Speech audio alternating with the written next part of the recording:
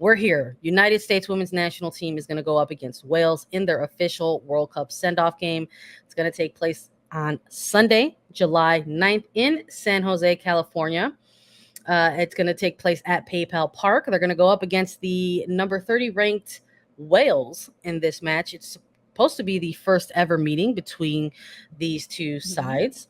And like you mentioned, Lisa, it's a chance to get another crack at some UEFA-based competition before they head down under to the Southern Hemisphere.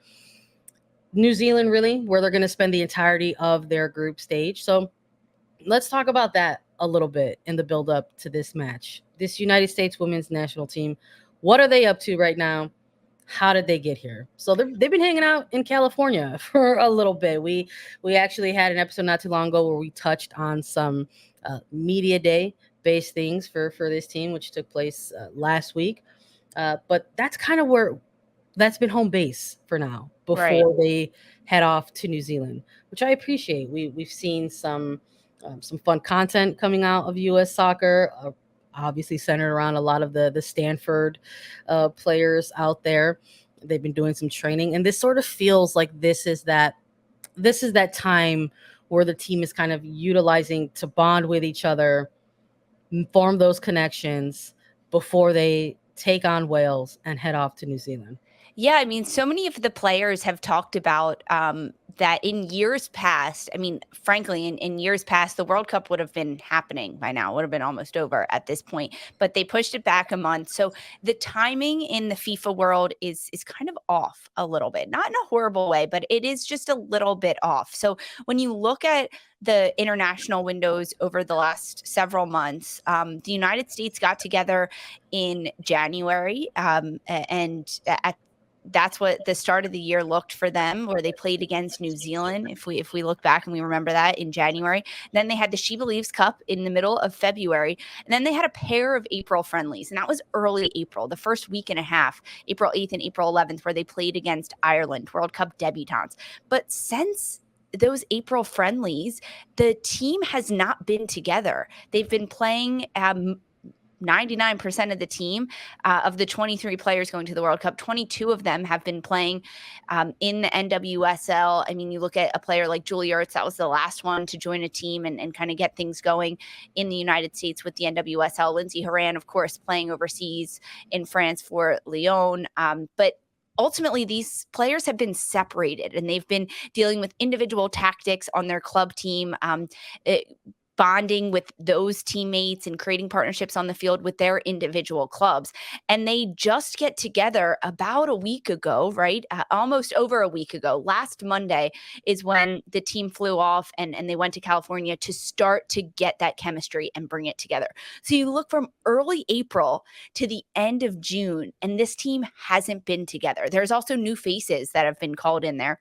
Now they get the chance to not only train together, but spend some like quality time together. They went to the LA Galaxy game against San Jose in Stanford. They went and did a lot of fun things. They do a lot of media day. The media for U.S. soccer has been fantastic with painting and different activities. So it's a lot of bonding off the pitch, which frankly is what these players need because they haven't been together. And now they have to shift their minds from their club teams and everything they've learned there, their role with their club team, and how that shifts, doing a lot of classroom work with the U.S., not only prepping for their opposition in Wales, but prepping for the World Cup and really talking about individual tactics that the team wants to work on and how their role is going to shift moving forward over the next several weeks. So this time for the U.S. is so crucial because they haven't spent a lot of time together. And now they get a couple of days of training, some time together in California before they head over to the World Cup. Lisa, I can't believe you forgot one of the most important bonding experience that we've been witnessing so far, but like the elevated amount of TikToks that we're starting to see from this team coming out of this early couple of camps in California. But that's part of it though. I'm loving it. I love seeing this. It looks like they're just like they're having a blast and they're living in the moment and they're having a good time. And you want to see that as well.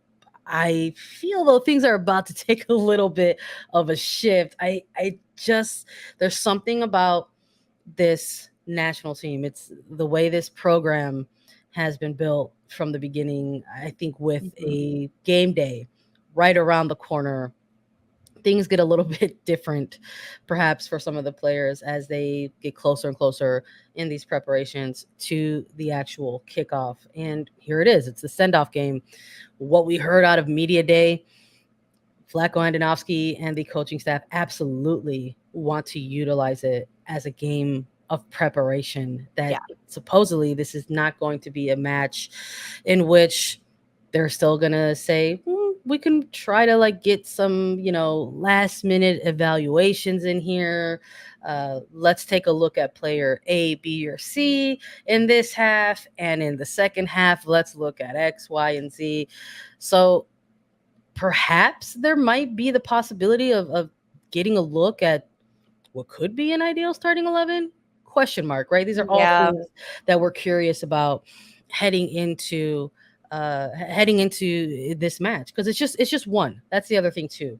I think something else I think that we have sort of noticed around this month is a lot of national team programs have been playing I guess it could be considered send-off games or last minute friendlies to prepare for this, and that's part of what has built up the anticipation, I think, to this game. It's like, okay, so when is the US going to play theirs, and how I far away know. is it, etc. We were just talking about England going up against Portugal.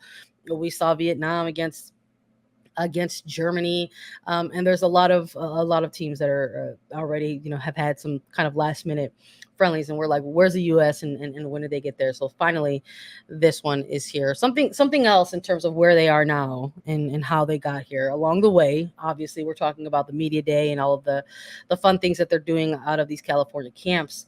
But it's the 23. It's the 23 of them who are going to this World Cup. We did our roster reaction when it dropped to talk about all of the 23, to talk about some of the surprises on this roster, to talk about maybe the non-shocking, players who are on here. Let's run it down for folks who are joining us today, and perhaps you're unaware of the 23 who will be representing the United States moving forward. Goalkeeper trio with Aubrey Kingsbury, Casey Murphy, and Alyssa Nair. Defenders Alana Cook, Crystal Dunn, Emily Fox, Naomi Girma, Sofia Huerta, Kelly O'Hara, Emily Sonnet. Midfielders Savannah DeMello, Julie Ertz, Lindsay Horan, Rose Lavelle, Christy Mewis, Ashley Sanchez, Andy Sullivan. Forwards are Alex Morgan, Megan Rapinoe, Trinity Rodman, Sophia Smith, Alyssa Thompson, and Lynn Williams, listed as the 23 players who will represent the United States at the 2023 World Cup. So when we look at these players, strong roster, healthy roster, all of the above. Yeah, I think that it's definitely a strong group that Vlatko Andonovski has chosen. I mean, we talked about it when the roster came out about the players that are missing from this, maybe some question marks as to why these players are in here, but there's nothing that could have been changed at this point, right? Changes to bring in different players needed to be done prior to I would say the April friendlies, and that's happened. I mean, you look at someone like Savannah DeMello, the only or the player here without a cap, right, for this United States women's national team. She was getting called in for her play with Racing Louisville.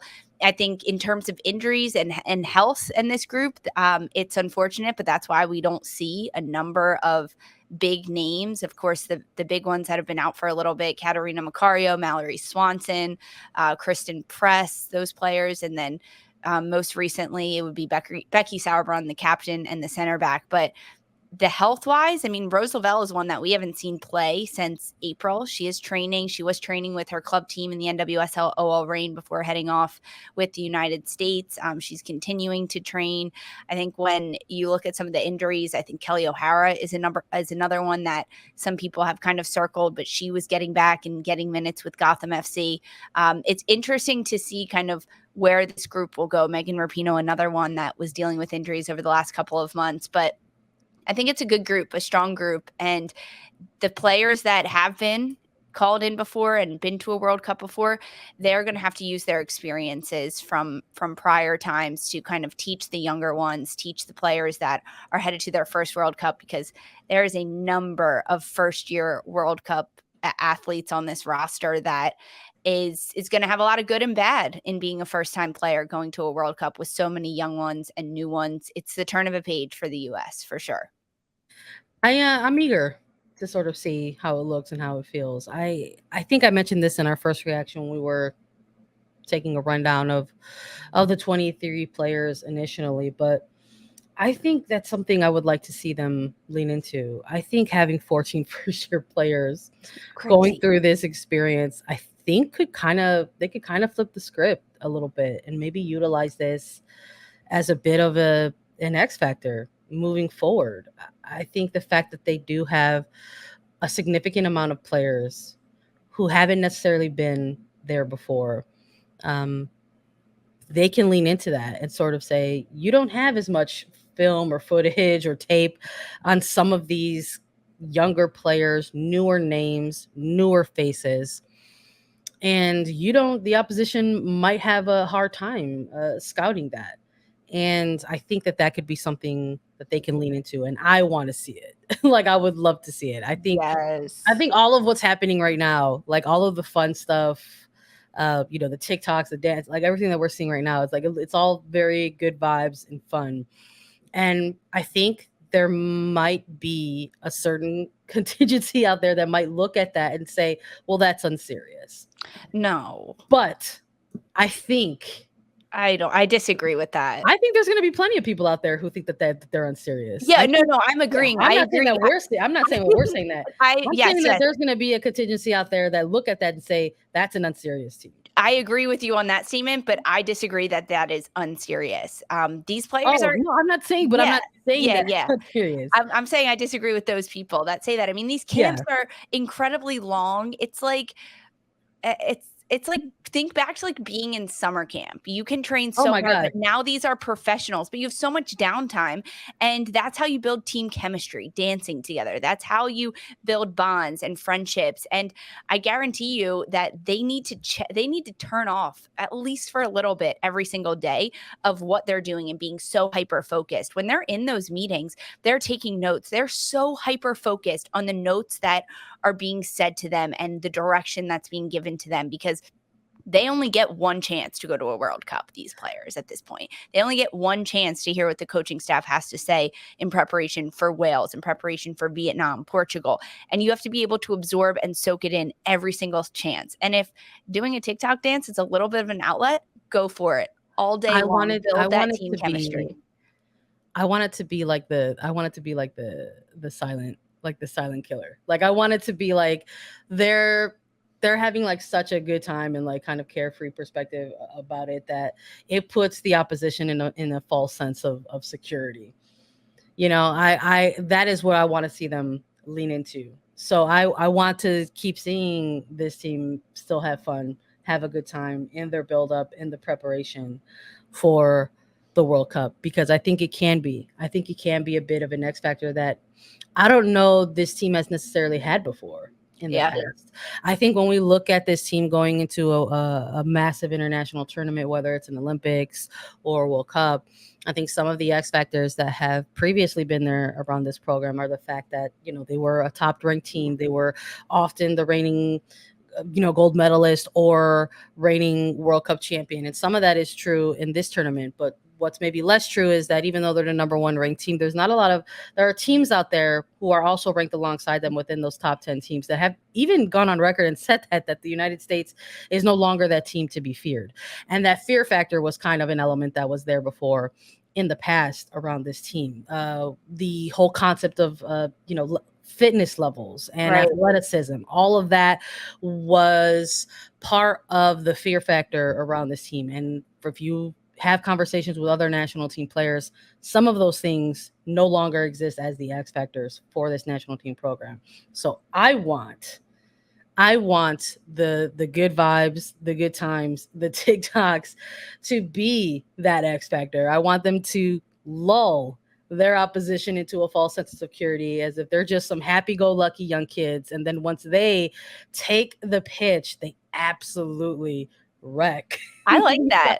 I think that could be a possibility. Honestly, I do. But so many times we hear players talk about getting into camps, whether it's Olympic camps or World Cup camps, and deleting social media or not being able to go on it. So I think that there's going to be a fine line for some of these young players to continue to create TikToks and have fun and have that creative, expressive outlet that they have, while also maybe blocking the comments or not reading them, right? And trying to keep the haters out and not hear what the critics have to say about them. But I think that this could translate to some on-field goal celebrations, right? Like they're doing these great dances. They're coming up with inside jokes. Yes.